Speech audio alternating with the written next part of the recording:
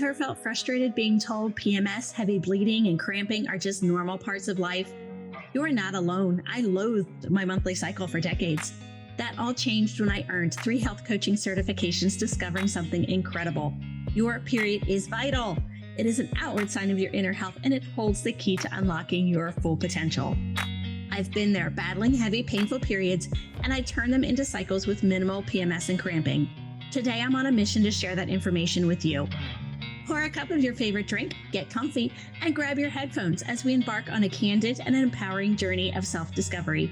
Together, we'll demystify menstrual cycles, explore cyclical living, delve into natural birth control, and guide parents through those crucial period talks with tweens and teens.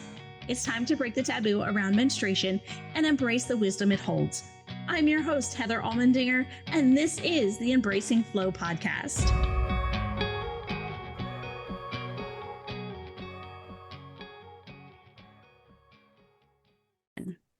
Hello, everyone, and thank you for joining us on Embracing Flow. I'd like to introduce our guest today, an expert at Embracing Flow, Diane Yoder. Welcome, Diane. Thank you so much for having me. Oh, it is such a pleasure having you today, Diane. Listeners, here is why I invited Diane onto Embracing Flow. She is a nutritional therapy practitioner and certified health coach specializing in mineral balancing, brain health, and detoxification. She helps women and families overcome debilitating issues like brain fog, fatigue, and ADHD symptoms using personalized nutrition and safe science-backed detox methods. After witnessing countless clients regain their mental clarity and energy, their hair tissue mineral analysis, and targeted metal detox protocols, she realized how misunderstood and overlooked mineral imbalances are in mainstream health conversations. So, Diane, before we get into how you got into what you do with ADHD, would you be open to sharing a cycle story and about what age you were Absolutely. when you started cycling? Yeah, for sure. I believe I was right around 13 when I had my first cycle. I'm trying to think how it all was because it was a while ago. But I would say it was pretty traumatizing for me in the beginning because I didn't really know about it until a couple weeks before my mom told me what would happen. And I was pretty devastated that would happen for like the rest of my adult life. I had 2 brothers right after me. And so most of like sports and things, I was always helping my brothers. And I thought my life would just like totally be over by this. So the first one was pretty like intense. I remember just like a lot of pain and stuff. But I was really angry, I think, at my mom because I just thought that is so unfair that this is going to happen forever now and there's no relief from it really and there's nothing I can do. But it ended up being not nearly as bad as I had imagined after I learned the first few times how to manage and Advil a couple times, and it was actually okay. But yeah, I guess that was my first experience that I can think of or remember. And it sounds very similar to a lot of the other stories, which is great in a way. We all can definitely understand why you're mad at your mom. What do you mean I have to deal with this for the next 30 to 40 years? That is a lifetime Yeah. to a 10, 11, 12, 13, 14-year-old. You're like, 13-year-olds, you think 40, oh my word, I'm going to be 53. That's old. Yeah. Ew. I got it Yes. every month. Can't we Yeah. stop it? Yeah, exactly. And I don't know, I just had no idea that's something that ever happened. So I remember thinking, like, what else is going to happen in my body that is going to notify me like a couple weeks ahead of time? And is it like, who knows what? I didn't know what I was imagining, but it felt so, I don't know, like unknown or what else happens without us knowing that could impact us for the rest of our lives. Your bio mention about ADHD and mineral deficiencies. How did you get into what you're doing? Yeah. So I'm trying to think back to when I started as a kid. I think even 3rd grade is when it like was really noticeable. I struggled a lot with focusing in class, always being behind in studies. It wasn't that I couldn't do it, but it was just really hard to make myself stay with focusing. So those were the first things that in the health world started. Like my mom was big into natural health, so she started giving me things like fish oils and random stuff to help my brain. And something that she found from someone, I don't even know what it was, they'd been giving it to me for about 6 weeks, and then my report card came in and everything had improved. And so she was pretty impressed, and she on up into my teenage years found things that helped naturally with what was considered ADD. And then as I got older in my early 20s, I was working like 2 to 3 jobs and doing school at the same time and just got to a place of really deep burnout. I ended up going on a week vacation, and while we were gone, I picked up a flu that was really intense. I ended up in the ER, and it was not a fun time. But after that, I just could not seem to recover. Like, I never got my energy back. I lost a lot of hair. The ADD symptoms that I dealt with when I was a kid got a lot more severe into adulthood, where it was like impacting me at my jobs. I had a manager that was really kind. She was a couple years older than me, and she just mentioned that I think if you felt better, you could do a better job. I know you try, but it seems like you make a lot of mistakes and they're costing a lot of money. But I know it's not your intention. So she introduced me to a naturopath that ended up really changing my life with herbals and minerals and things. And through that process, I got introduced to mineral balancing. And when she got me on started on that program, that is what really started moving the needle with my energy levels and things.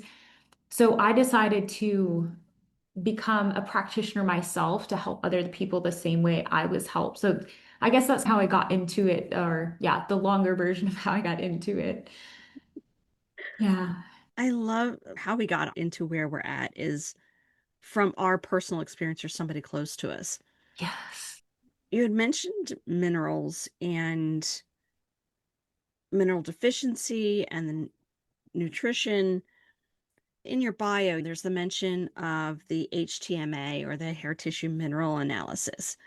Can you walk us through some of the things that that you learned and what you're doing now to help your clients understand what's going on, what they can do if there's symptoms they might be seeing in their child or themselves to encourage them to see somebody or get some testing done?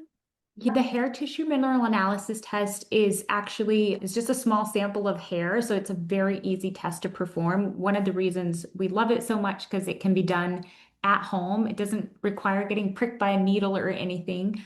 But the wonderful thing is with the hair, we can actually track a person's mineral levels and the way that the minerals are balancing within the systems. So it can also tell us like how much energy the body has to keep the systems going as needed.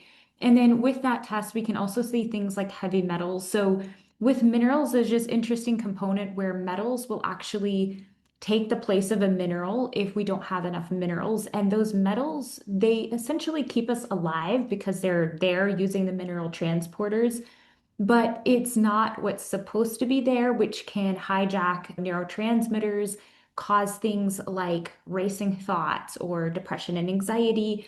And a lot of what I personally dealt with symptoms of ADD, ADHD, where it's very hard to focus and stay connected to what we're doing.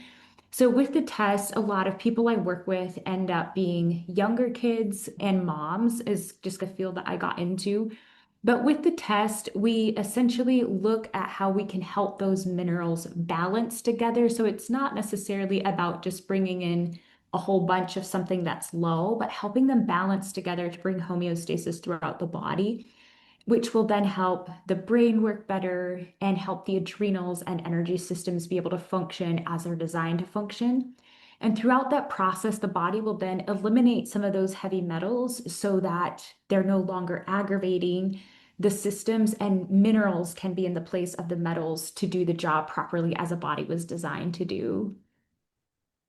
So basically, don't just go out and go get a whole bunch of vitamins and minerals and start putting it in your Right. body. Exactly. Yes, that's so important because you'll hear zinc is good for the immune system, which is so true. But zinc also impacts other minerals. So if somebody has a low sodium level and you give zinc, it actually dips the sodium even lower. And we need sodium for energy, for the adrenals to function.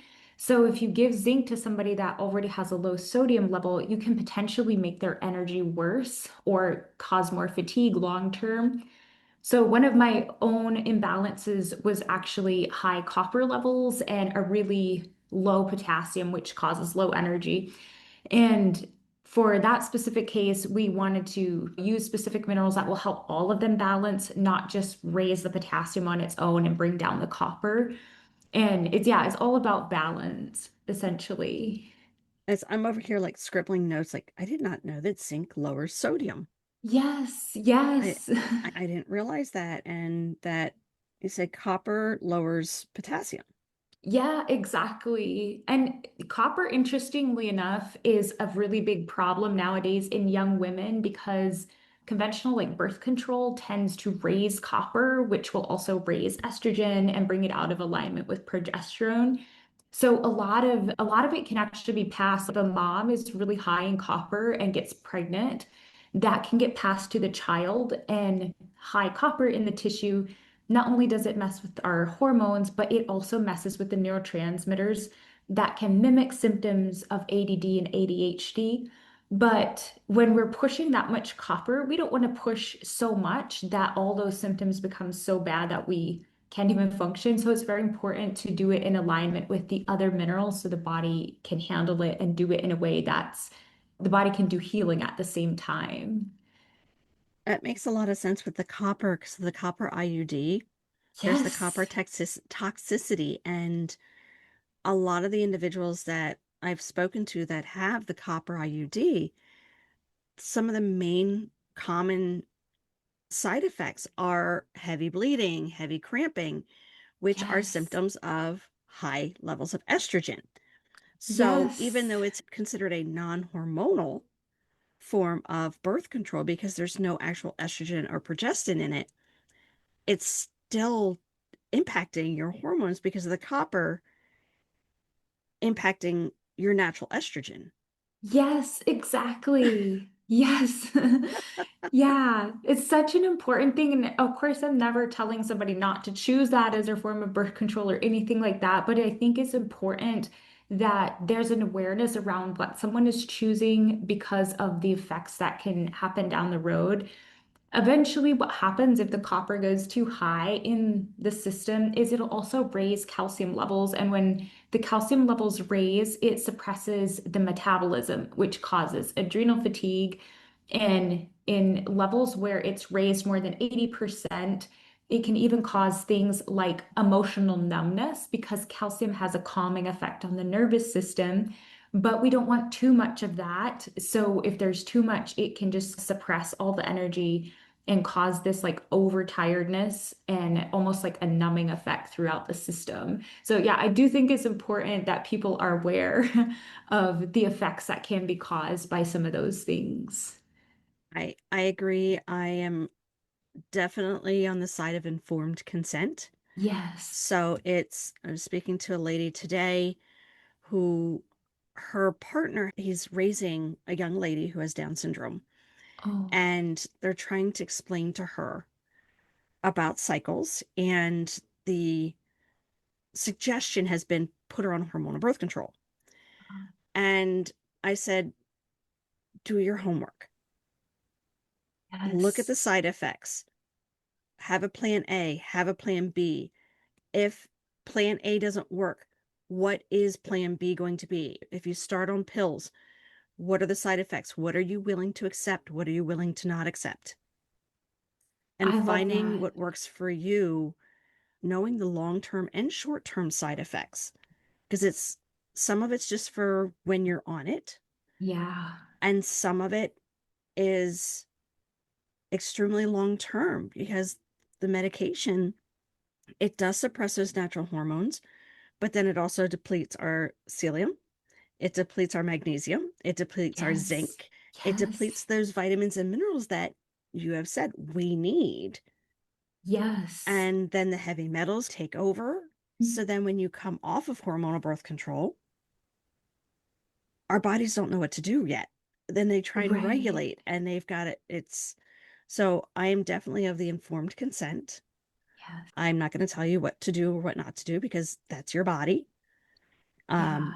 do you have clients that are showing the ADHD symptoms and are also on hormonal birth control? And Yes. how do you help the parents keep those minerals and vitamins in balance for their child so that way what's depleted from the medication is replaced, but it's minimizing the side effects so that way their ADHD symptoms aren't taking off and skyrocketing and becoming worse.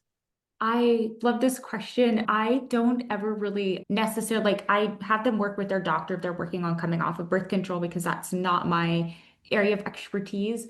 But as far as like replenishing those levels, yes, typically where I start is I recommend that they get tested so we're not guessing and we see what levels need addressed first. And sometimes even though there's high levels of copper in the system, copper is still an essential element that we need. It makes energy, it helps our arteries, our immune system. So in some people, they actually need the form of bioavailable copper at the same time, but they also need the byproducts to help the body use it, which are things like vitamin A, magnesium, sometimes even a little bit of zinc. So I tend to err on the side of let's not guess around, let's test and see where you are. And then we help the body slowly come back into homeostasis and balance out over time versus just every person is so different that there's not really one recipe that works for everybody, if that makes sense. It makes 100% sense because Okay. every single person's cycle is different as well. Exactly. I could have an entire room full of individuals that have 28-day cycles, but each of their cycles is different, even though they're all Yes. 28 days. So Yeah. I completely understand where you're coming from with that. And so definitely an individualized basis. You can give general information, Yeah. but when working for those clients, it's individualized Yeah, and so focusing much. on how what's going on inside their unique body. Absolutely. Yes. Yeah.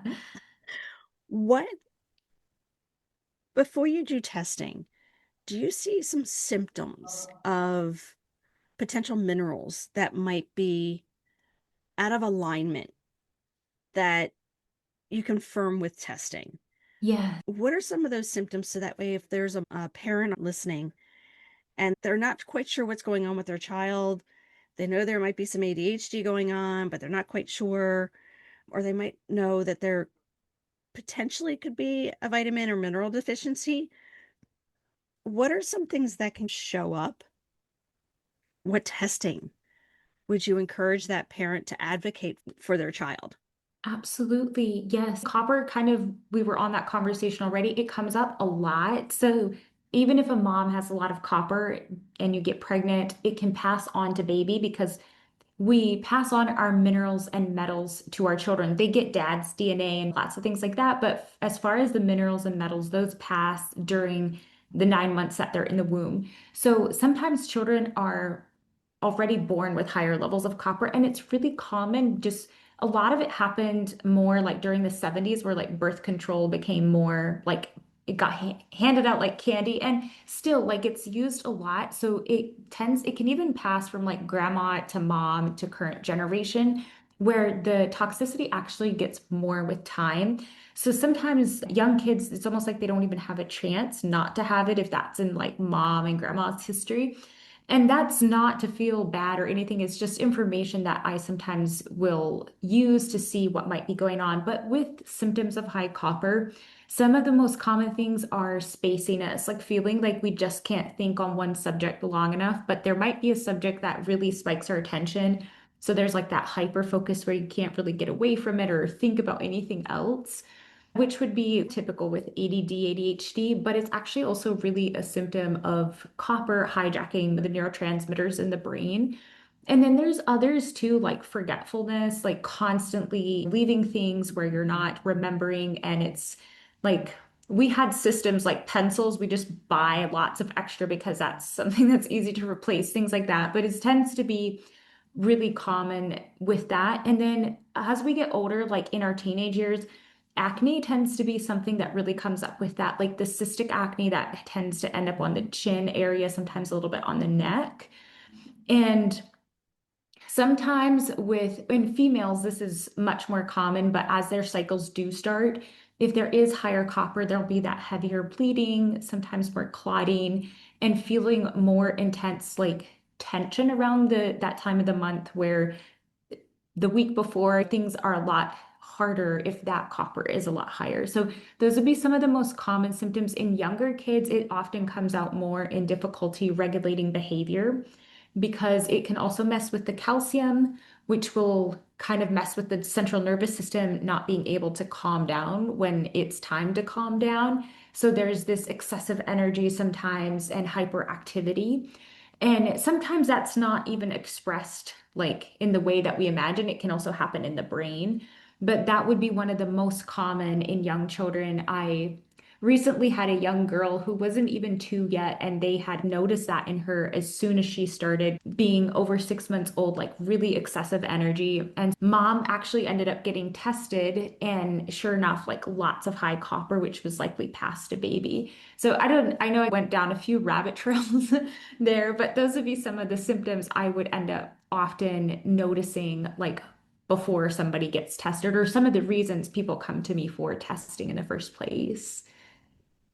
And I'm sitting here and I'm thinking some of the stuff that you've described, I've seen in me, Okay. traits that I've now seen in my children, Yeah. some things that I've seen, not traits, but behaviors I've seen in myself, behaviors I've seen in my children, behaviors I've seen in my cousin's children. Okay. And I'm wondering, Interesting. for me, I have to take like my keys, I have to put them in the same spot Yeah. in my purse or on the table. If I don't, I don't know where they're at. Yes. And I'm like, okay. And there are things that I will put away and I'll put them in a logical place that I'm like, oh yeah, I'll remember where this is at. Yeah. When I do that, I will let my partner know I Oh. put this paper in here. So when I go to find it next and I can't find it, you know where it's at. Yeah. I love that. Yes. And Getting help to remember. yeah, because just some of the things that I'm dealing with my younger son, I'm seeing that as well. What other mineral? We've discussed a lot on copper. Is Yeah. there another mineral or that you see that's coming through? I know magnesium is brought up a lot. Yes. So I don't know if we want to discuss magnesium or if there's another one that may mimic magnesium, but it's actually something else that the Yeah. magnesium's kind of okay, but it's another mineral that could be behind some of the behaviors. Yes. So I love minerals. I could probably spend an hour on each of them. So I'll try to keep it pretty short. But there's four main ones that we always look at right away if you do get tested. And it would be the four macro minerals, which are calcium, magnesium, sodium, and potassium. We need those for like over 80% of the processes in our body. So if those are low or imbalanced, or at some cases we see them being lost where the body is not able to actually get them into the cells, we always know that there's going to be other imbalances as well. And a lot of times, if we can get those balanced, a lot of other things start going into place with that. So it's nice to know that those four are the guide to most of the others. But I would say when you asked about magnesium, a common thing that I will see is people with really low potassium, specifically women. This happens a lot. So interestingly enough, potassium is largely used in the ovaries, the uterus, and the reproductive system in general. It's a very soft mineral. It's considered a feminine mineral if there is such a thing. Some of the minerals have more of a, like iron, for example, is very hard. It gives like oxygen to our blood cells. So potassium is not as, we don't think about it as much, but it's very powerful. If we don't have it, there's always fatigue. So a lot of women that I work with, one of the most common complaints are tiredness or just feeling like there's never enough energy to reach around. And then you look at the potassium and it's just tanked out. It's not always as simple as just bringing in more potassium, although that is necessary. But copper will suppress potassium where you actually can't really get it up if the copper is too high. And then there's also the component of calcium. If the calcium's too high and the potassium is low, that indicates sympathetic dominance, where the person is basically running on adrenal energy. Like there's no proper energy there. And so there's this like almost like having the need for stress to be able to move forward because there's no genuine energy. Like that afternoon slump where we have to have caffeine or sugar to be able to make it through. So I would say probably about 80% of adult women that I work with have low potassium. And the nice thing is when we see it, it can be corrected, but a lot of our standard diet is not very high in potassium. Our diets are really high in sodium, but not so much potassium. So I don't know if that is one that I guess, yeah, we don't hear about it as much, but it tends to be very powerful if we do get it balanced with the other minerals. That makes a lot of sense. It really does because I hear a lot of people, they're like, oh, I take magnesium and because I have fatigue, but they may not need the magnesium. They may Right. actually need the potassium. Exactly, exactly. And how, like, sometimes when we're under a lot of stress, like your eye might start twitching. I don't know if you've ever had that or not. Oh, yeah. Okay. So I used to do sports, and sometimes, like, you'll feel that throughout the muscles in your body. If you had a day where you were, like, really active and then you have that, I actually learned that that can be partially, a lot of times people blame that on magnesium, but it can also be potassium at the same time with a very similar symptom throughout the muscles. And I want to be careful to anybody that's listening. If you think you have low potassium, don't just go get potassium and start taking it. Absolutely not. We still want to be careful just because if somebody does have kidney issues, you don't want to supplement potassium. You want to get it through food as much as possible, like watermelon, fruits and veggies are really high in potassium, and things like ground beef is pretty high in potassium if that's something you eat. But I try to do as much through diet with potassium as possible because it's not some, it can make you feel wonky if you take it in supplements. So don't just go grab potassium and take that if you suspect that it's low. Thank you for that caveat to what happens if it with the potassium and just going out and taking it.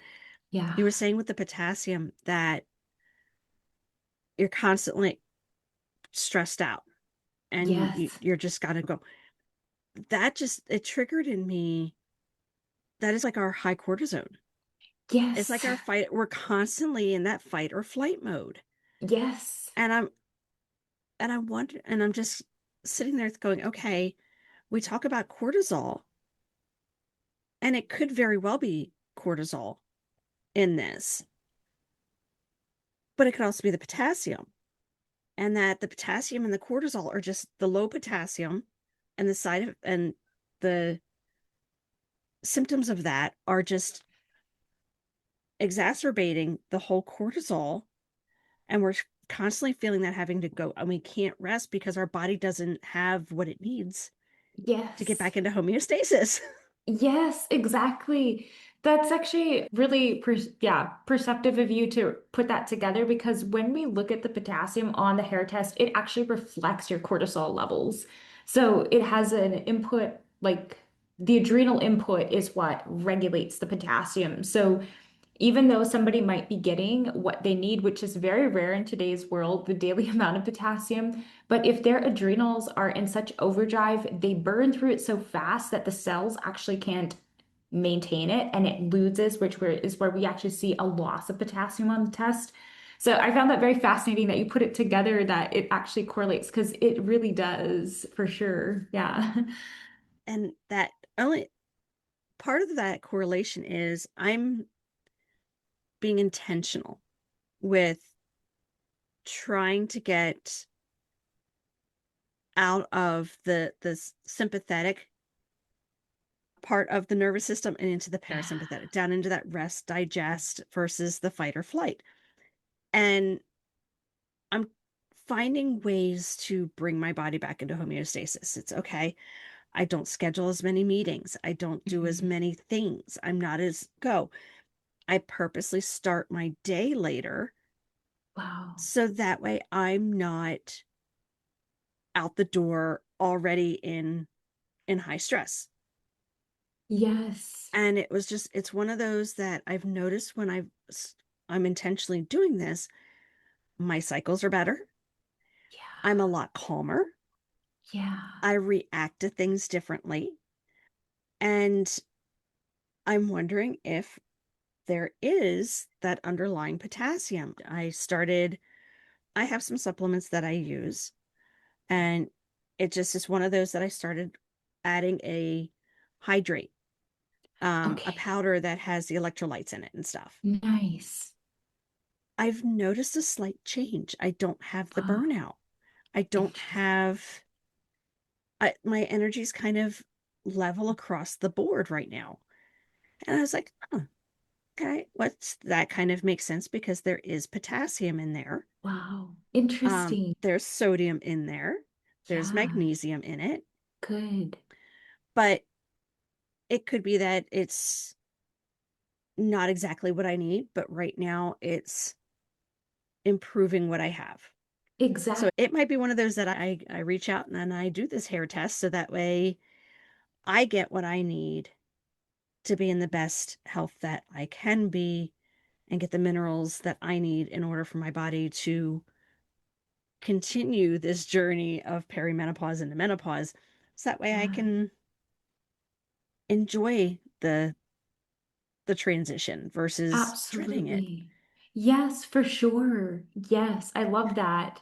Yeah, that's so interesting that you noticed a difference on the electrolytes and that your electrolyte actually has potassium because right now there's a big trend of like high sodium electrolytes. And so the ones with potassium are harder to find, but I love that yours has both in it right now. Yep. Yeah, Yeah. I enjoy it. It's higher on the sodium than what I may like, but it's I prefer that over some of the drinks that are available over the counter. I was like, when I found out Right. how much sugar is in some of these drinks, and I'm like, you might as well just drink a soda. Right. I mean, I really, know. you might as well just go drink a soda because that's the Yeah, amount of sugar I know. that you're getting. Exactly. Um, Yeah. yeah, that's a topic for another day. Yeah. Yeah. This has been absolutely fascinating.